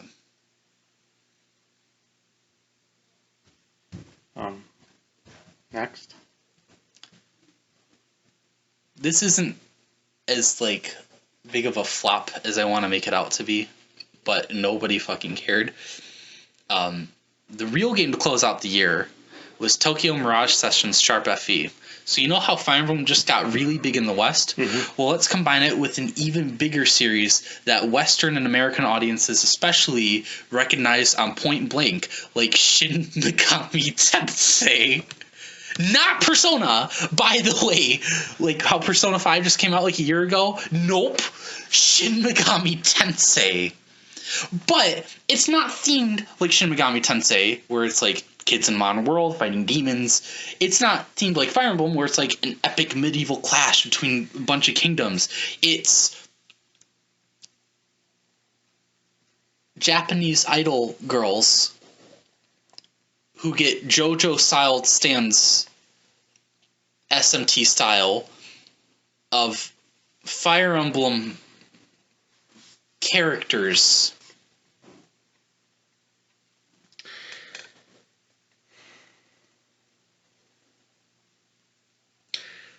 I'm sure 4 months from now we'll get a really good game, Star Fox Zero.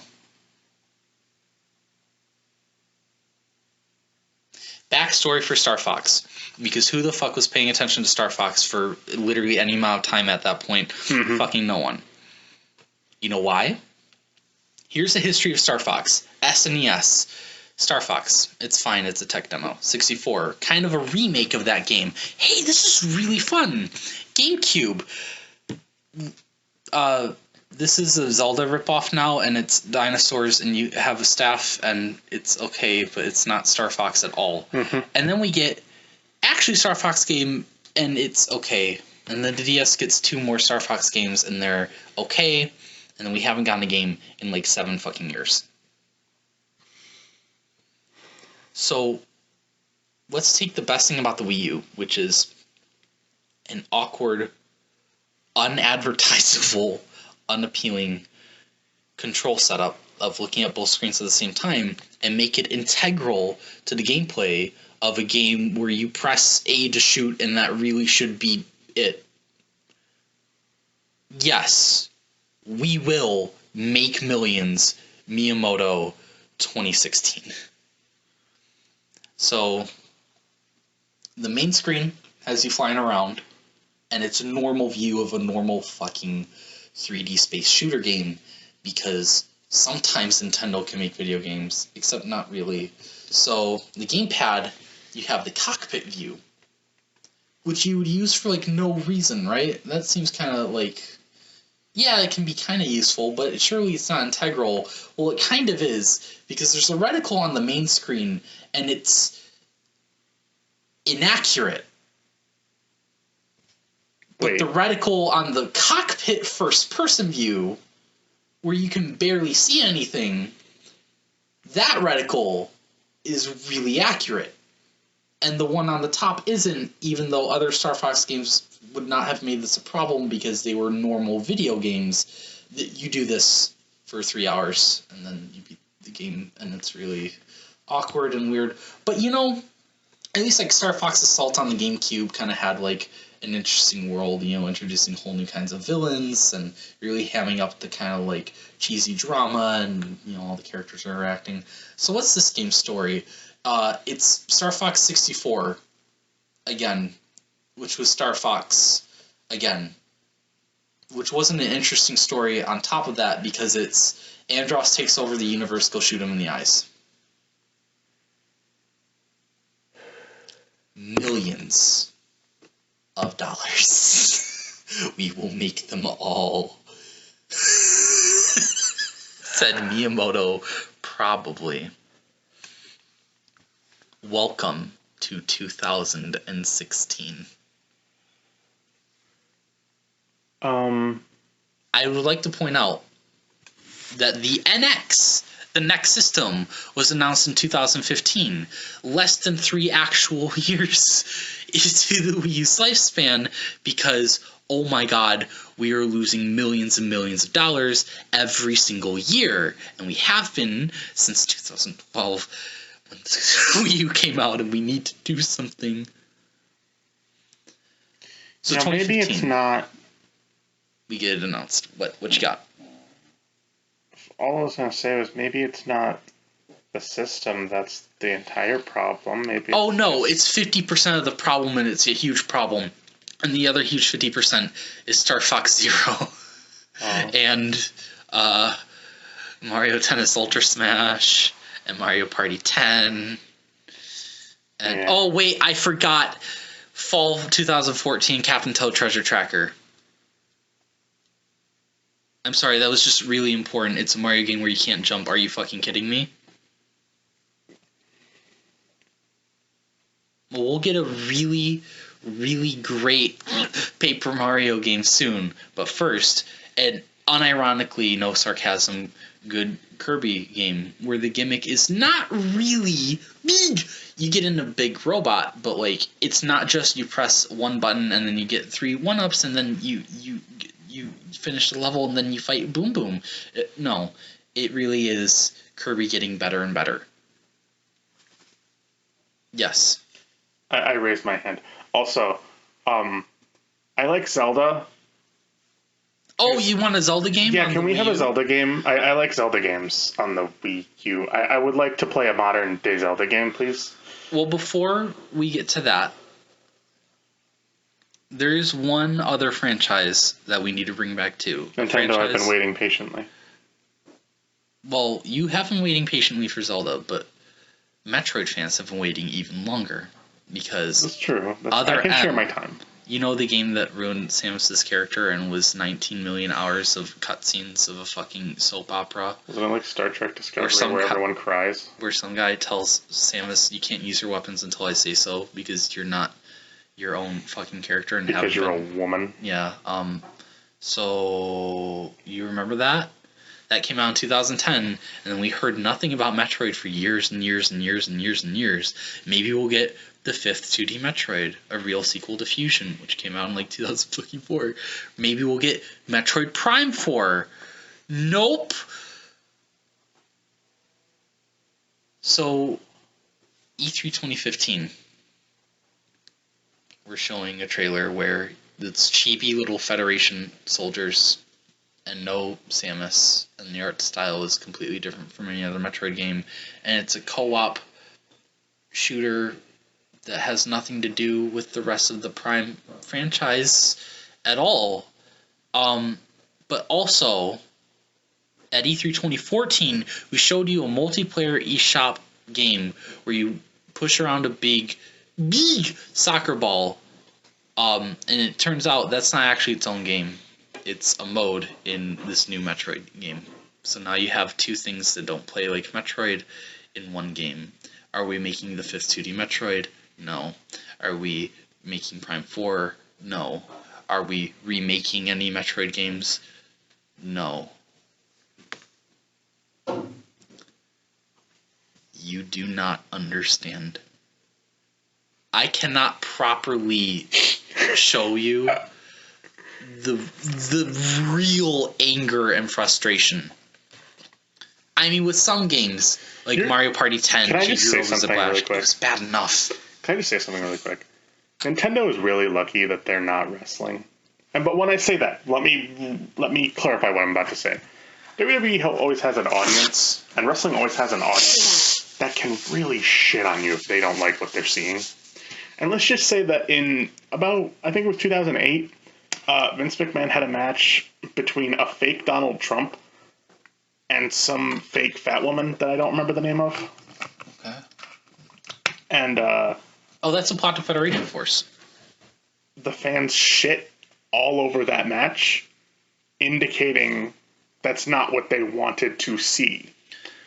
So when I hear that Nintendo does a thing, I just wish I could have an entire stadium where they announced that idea and then resounding, "Ooh, $60.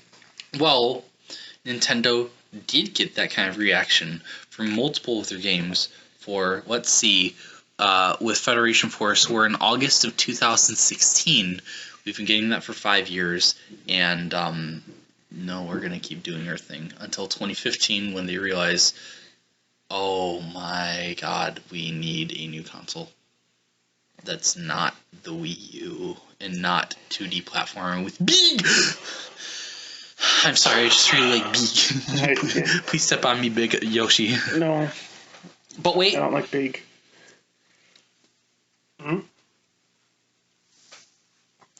Paper Mario needs to return to its roots. Its Sticker Star roots. You know the game that ruined that franchise, and then Paper Jam, where Paper Mario crossed over with Mario and Luigi and ruined that franchise? Well, Paper Mario needs to make... Raise his hand. I've been waiting for Nintendo. I've been waiting for Zelda. Are you the Zelda game kid? Yeah, I'm the Zelda. Yeah, shut up. We're making another Zelda. We announced that a couple months ago, and we haven't shown... But you need so many Mario. But we haven't shown anything about the new Zelda game yet. It's not ready. But can it get a port? Well, we have Wind Waker HD and Twilight Princess HD. Okay, I'll go play that and fuck off. Okay. Paper Mario Color Splash is Sticker Star 2. Zelda fans were mad around this side. Well, the game was a little funnier and had a couple more interesting characters. Like, now there are Toads wearing, like, chef costumes, or maybe you got, like, a purple Toad. Oh, no, I'm just saying, I said Zelda fans were mad around this time. Oh, yeah, and Paper Mario 2. No, I think Breath of the Wild is shown at, like, E3 2014 as, like, a very brief fucking preview, but, like, we didn't know anything about the game. Well, I just mean all the delays, but... We didn't know the name. We knew it was going to be kind of open. Yeah. But we didn't know, like, anything else. No, Color Splash is Sticker Star 2. Except now instead of $40, it's $60 on a system with no fucking third-party support and an awkward controller. Aren't you so excited? On a system that Nintendo themselves have outright said isn't working. Right. $60, please. Wait, the day after Paper Mario Color Splash releases on Wii U, we get the best 3DS Mario game ever, Mario Party Star Rush. Why are you playing Mario Party on a handheld?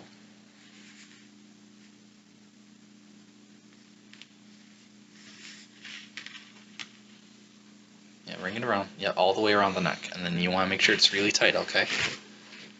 Wait, not yet. The noose's shape, it's like a circle. That kind of reminds me of Rowlet. Pokemon Sun and Moon! Pokemon what? You remember Pokemon X and Y and Omega Ruby and Alpha Sapphire and how you didn't like them? Yeah. Well, Sun and Moon... Okay, it has like really long cutscenes that you can't skip because... Why would an RPG ever have a skip button? Can't imagine. Fun? Yes! It's got lots of character. Fun! Yep. And what has it got, Drew? I don't know the Pokemon. Your boy. Guzma. Oh, but remember how Pokemon X and Y and Orax's gimmick was Mega Evolution where Pokemon got big? Yeah. Well, now we're... now we have Z Crystals, which...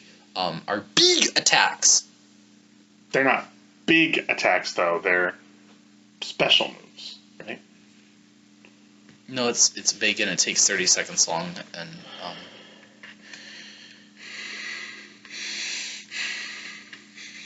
but wait, Nintendo, I feel like all you do is big. No.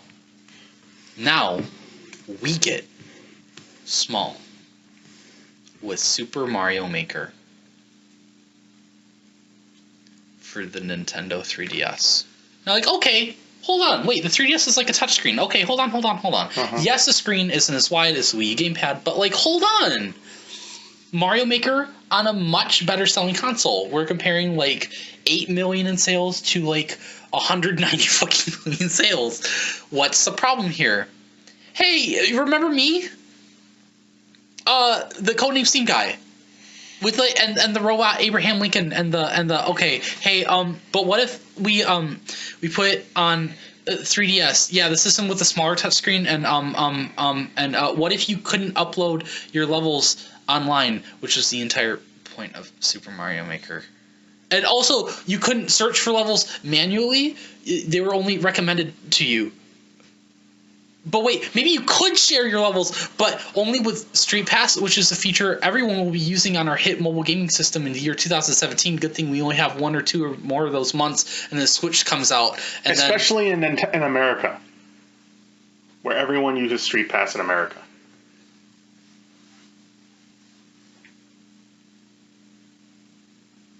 Now, I know what you're thinking. Do you? Yes. Speak. No. Oh. I know what you're thinking. The NX is just literally a couple months away. It was 3 months away. Why not just port a great Wii U game like Super Mario Maker to the Switch? And my answer to your question is, I don't know, but let's do it again. 2 months away from the Switch with Yoshi's Woolly World. No, not good enough. Poochie and Yoshi's Woolly World, which adds Poochie for some platforming segments. Is it fun? On a dying handheld. Now, the 3DS isn't completely dead yet. It's 2 months away from being dead. That's a long time. And then we get a system that's going to be a better console and handheld at the same time. And why not just port Woolly World to Switch? Yeah. Because, in fact, the Wii U's HD and the Switch's HD, they both play at fucking 1080p. It would literally take more work to port this game to a handheld, not HD console.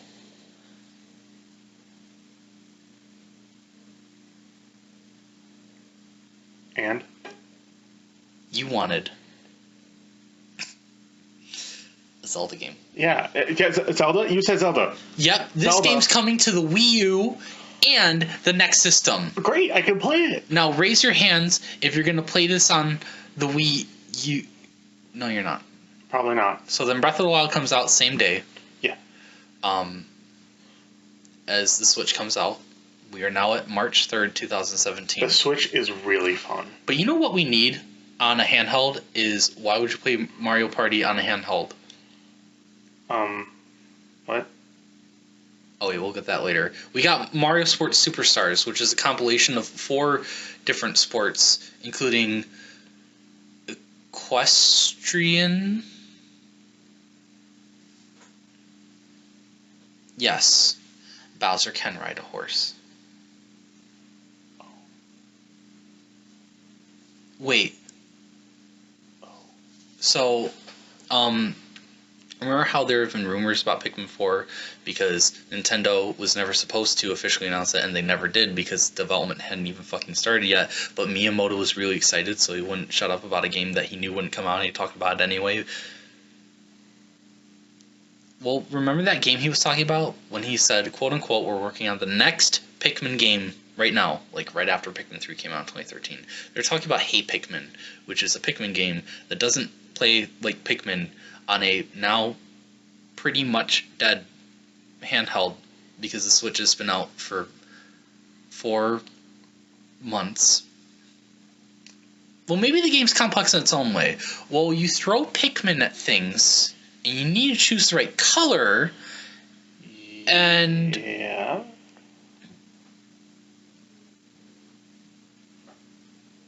Okay, you guys want a Metroid game. Yes. On Wii U. Wait a minute, the Switch is already out. Oh, fuck.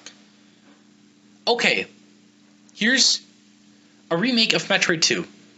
Now, this sounds like fucking gold in comparison to everything else I've been talking about. But, in hindsight, it's not really that great. It's fine. It's good. It's good. We have Metroid Dread now. It's fine. Remember Metroid Dread? Remember the announcement? Yes. Holy fuck, the announcement. But wait, we have more games to release on a handheld that we're giving active support to alongside the Switch, which is a portable console that's selling millions. So remember... People love the Switch. Mario and Luigi and how Paper Mario fucking killed it? Yeah. So, what I didn't talk about was about a year ago, they remade the first game after Paper Jam to return to the series' roots. Okay. Mm-hmm. Now, the second game in the series for DS. Well, one, you wouldn't remake that for the 3DS because you can play DS games on a 3DS. It's backwards compatible, so that'd be pointless. But I mean, even then, you could tighten up the gameplay and the story because it wasn't super well received, and we could, try and make it a more appealing sequel, right? No, we're gonna remake the third game. I'm gonna have a stroke. And we're not gonna do it for the Switch. We're gonna do it for the 3DS, which isn't dead, guys. It's dead. Hey, remember me, Codename Steam Guy? Yeah, it's me again. Listen, dude, you know how we remade that GBA Mario RPG for 3DS? Pretty good, right? Okay, let's remake not the sequel, but the one after. Yeah, just the third game, not the second game. Let's give it the worst fucking title of all time: Mario and Luigi Bowser's Inside Story plus Bowser Jr.'s Journey. And what if we release it in January of 2019? Not only when the 3DS was on its deathbed, but too late to even sell for Christmas of 2018, and it's still not on the Switch. And you know what? We'll barely advertise it too. We'll release like 2 commercials in Japan, like right before the game comes out, and like fucking nothing else ever. Hey, why did it sell as good as literally a Virtual Boy game? That's really weird. Anyway, oh look, the sole developer of the entire series for Mario and Luigi, Alpha Dream, has gone bankrupt. Are we, Nintendo, gonna help them not die? No. Are we gonna get a new studio for Mario and Luigi? No. This was the last Mario and Luigi game. To date. And we still don't know if it's ever coming back because Alpha Dream's just fucking dead. Huh.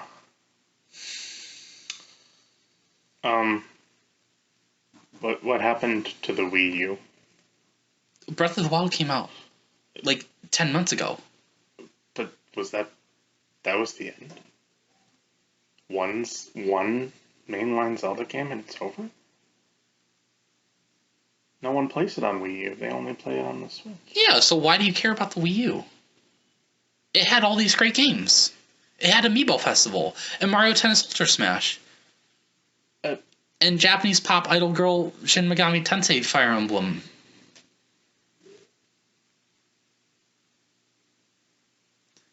So obviously at this point, whether it's a remake of an old game like Bowser's Inside Story or Samus Returns, you think, okay, why are we even remaking games for 3DS? Like at this point, the Switch has been out for 5 months, and obviously when game development takes like 2 or 3 years, maybe don't do that. But then again, maybe they should have just planned just in case to maybe also be able to hold off these games for the Switch instead. No. Does the Switch get a 2D Metroid? No. Does the Switch get Mario and Luigi? No. Does the Switch get an actual Pikmin game? No, not yet. So the obvious thing to do from here would be to stop releasing 3DS games. Yes, the console sold like 300 million fucking copies, but games aren't selling anymore because who cares about the 3DS? Pokemon Ultra Sun and Ultra Moon with big changes. Oh. Including the first island, which people complain about taking forever, and now it takes like twice as long. Oh. Wait, 2018. We should really stop releasing 3DS. Detective Pikachu, which was originally a Japanese exclusive, gets Western localization in like a million different languages, and that'll really be worth it in terms of the money we sink in for localizing a game. Do you understand how fucking expensive that is? Apparently it was worth it. They made a movie out of it. But wait! Captain Toad Treasure Tracker for 3DS, featuring Mario Odyssey levels on the 3DS. By the way, we already have a portable. When Captain console. Toad took like 3 more years to come to Switch to get a port, did not include Odyssey levels. Those were exclusive to the 3DS version. No, it included them. Wait! No, it included them. We have multiple good games, like WarioWare Gold. I'm just kidding. Also, Luigi's Mansion remake for the Switch? No, the 3DS. and Kirby's Epic Yarn remake, which literally no one even asked for 3DS. That came out in March of 2019. 19. By the way, you're wrong. Did I say that? Captain Toad did have the Odyssey levels on Switch. I was wrong about one thing. But how much else was I right about? A scary amount. Of 2 hours. Drew, I have a question. Yeah. Is there anything else that got released on 3DS? Well, God has mercy sometimes, so thankfully no.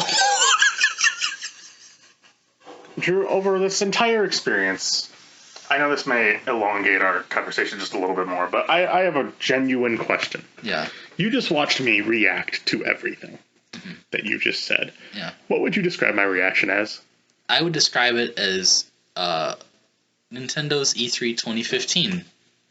I need to go over their E3 2015 presentation, where they announced that, hey, we're making a new console, but don't worry, we'll make this worth it for you, Wii U and 3DS fans. By the way, 3DS isn't dying. It's not. Shut up. By the way, the Wii U wasn't a failure. No, it's not. Shut up. You 2 more years. Just wait 2 more years for console. This will really be worth it. I want you to remember every fucking game we talked about. Mm-hmm. Okay?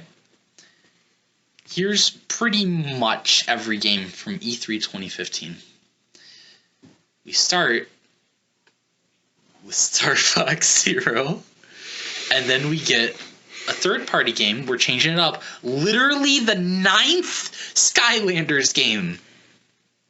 The 9th. Then we get, you asked for a Zelda game, you're getting it. Triforce Heroes, which is a co-op game, and who cares, and it's on 3DS, and who cares even more.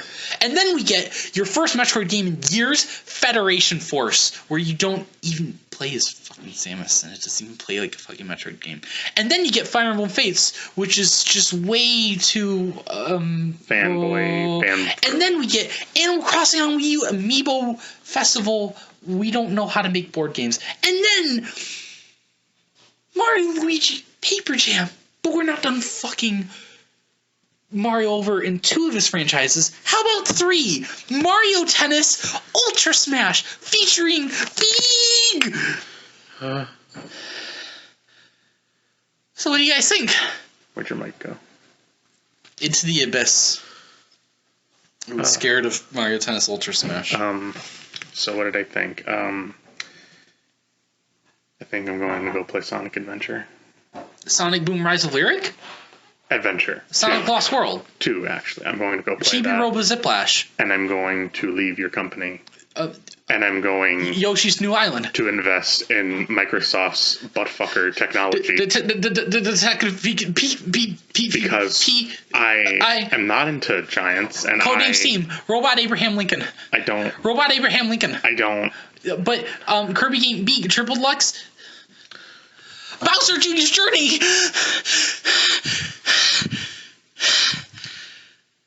With all due respect, I think you're out of control. Not you, but your company is out of control. And it needs to get a leash on it. Not in that way. It needs to get... Poochie! No, Leash! Poochie and Yoshi's Holy World! No, not what I meant. You need to rethink everything.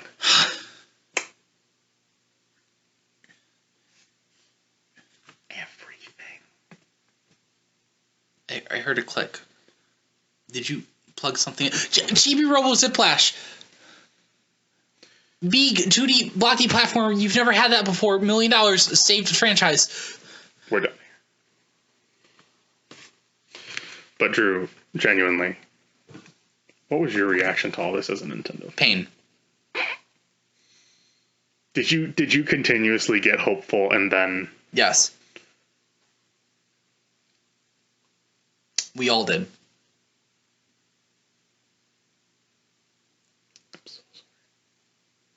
I'm sorry I couldn't help you. You suffered for so long.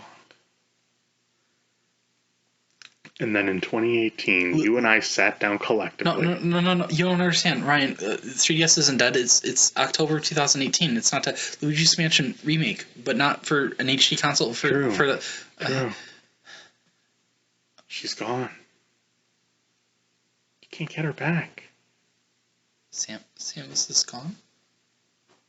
But Not the on Federation soldiers still... Not on 3DS. The Blast Ball! Not on... Samus Soccer in space! Not on 3DS. I'm gonna cool! Not on 3DS. Coom, clean up. The Chibi Robo. He can't clean up anymore. He's a 2D platformer now. Drew.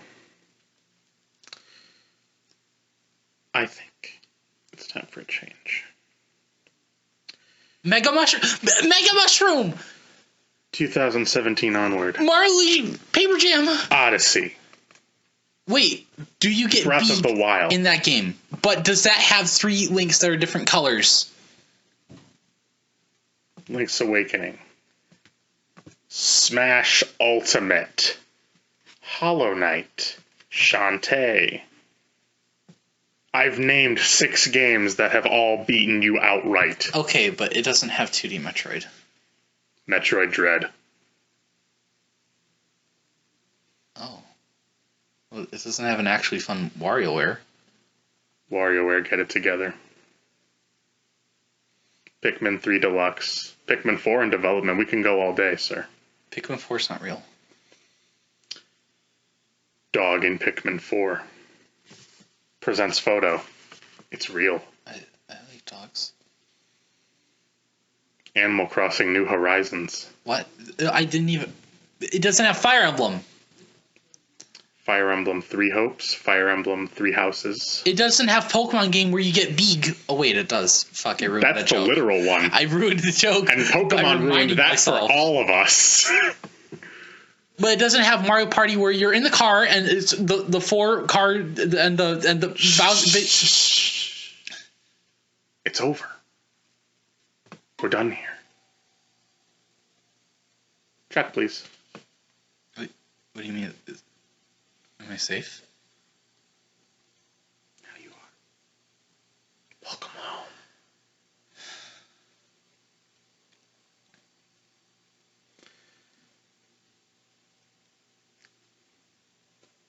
Breath of the Wild 2 coming to you soon.